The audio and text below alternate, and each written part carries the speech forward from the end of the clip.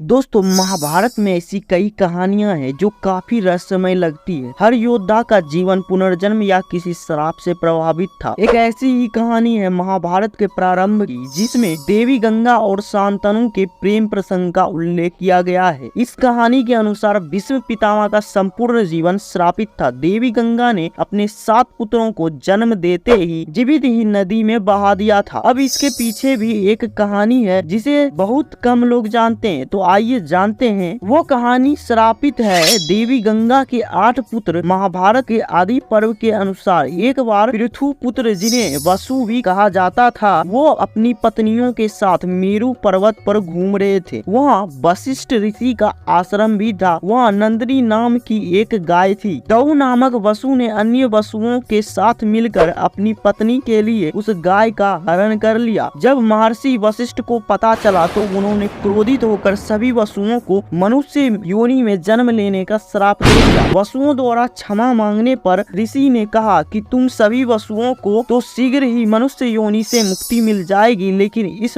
दऊ नामक वसु को अपने कर्म के फल को भोगने पड़ेंगे, जिसके लिए बहुत दिनों तक पृथ्वी लोक में रहना पड़ेगा। इस श्राप की बात जब वसुओं ने गंगा को बताई तो गंगा ने कहा कि मैं तुम सभी को अपने गर्भ में धारण करूंगी और तत्काल मनुष्य योनि से मुक्त कर दूंगी। गंगा ने ऐसा ही किया। वशिष्ठ ऋषि के श्राप के कारण भीष्म को पृथ्वी पर रहकर दुख भोगना पड़ा। जब 8वें पुत्र को नदी में बहाने से रोक लिया शांतनु ने, जब गंगा ने शांतनु से प्रेम विवाह किया था तो गंगा ने राजा के सामने एक शर्त रखी थी कि अगर जीवन में राजा शांतनु ने कभी भी गंगा को किसी भी काम को करने से रोका तो तुरंत राजा शांतनु को वह छोड़कर चली जाएंगी। 7 पुत्रों को बहा देने के बाद शांतनु ने 8वें पुत्र को बहाने से गंगा को रोक लिया, जिसके बाद गंगा ने शर्त का पालन करने पर शांतनु को छोड़ दिया। देवी गंगा 8वें पुत्र को लेकर अदृश्य हो गई। जब लौट आई गंगा और 8वें पुत्र का नाम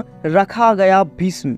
एक दिन गंगा नदी के तट पर घूम रही थी। वहां उन्होंने देखा कि गंगा में बहुत थोड़ा जल रह गया है और वहां भी प्रवाहित नहीं हो रहा है। इस रास्ते का पता लगाने जब शांतनु आगे आए तो उन्होंने देखा कि एक सुंदर दिव्य युवक अस्त्रों का अभ्यास कर रहा है और उसने अपने बाणों से गंगा की धारा को रोक दी है। यह दृश्य देखकर शांतनु को बड़ा आश्चर्य हुआ। तभी वहाँ शांतनु की पत्नी गंगा प्रकट हुई और उन्होंने बताया कि यह युवक आपका 8वां पुत्र है। उस युवक की वृद्धि और कौशल देखकर उनका नाम देवव्रत से भीष्म रखा गया। अपने पुनर्जन्म के पाप के कारण भीष्म को जन्म भर दुख सहना पड़ा, अर्थात उनका पूरा ही जीवन श्रापित था। तो दोस्तों, आपका महाभारत से जुड़ी इस घटना के बारे में क्या कहना है, हमें कमेंट के माध्यम से जरूर बताएं और इस वीडियो को लाइक और शेयर करना ना भूलें।